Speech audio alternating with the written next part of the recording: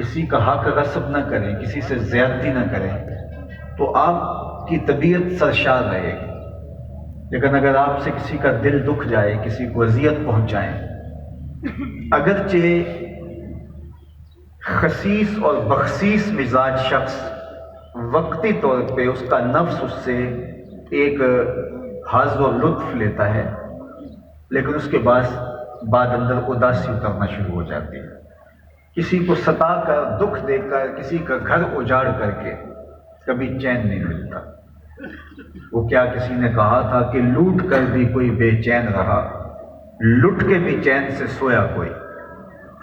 تو کسی کو تکلیف پہنچاؤ گے، کسی کو اذیت دو گے، کسی کی زندگی میں دکھ انڈھیل دو گے، تو آپ کی زندگی خوشگوار نہیں ہو سکتی۔ اور دوسروں کے دکھ بانٹتے ہوئے، دوسروں کو آسودگیاں دیتے ہوئے کسی تکلیف میں بھی مبتلا ہو جاؤ گے تو وہ تکلیف بھی سامان راحت بن جائے گی۔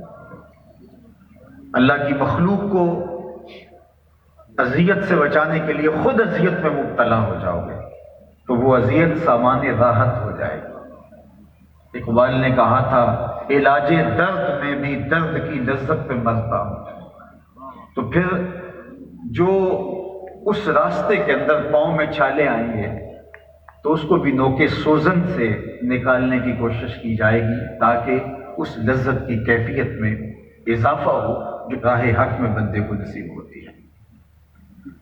یہ نکتہ اگر سمجھ میں آ جائے، تکلیف اور چیز ہوتی ہے، تکلیف کا احساس اور چیز ہوتی ہے۔ تکلیف گزر جاتی ہے، لیکن تکلیف کا احساس جب انسان کو اندر سے توڑتا ہے تو اس کو مشق کر کے رکھ دیتا ہے۔ اس لیے راہ خدا میں چلنے والوں کی تکالیف، اذیتیں ان کے لیے زیور بنتی ہیں، ان کے لیے سامان راحت بنتی ہیں۔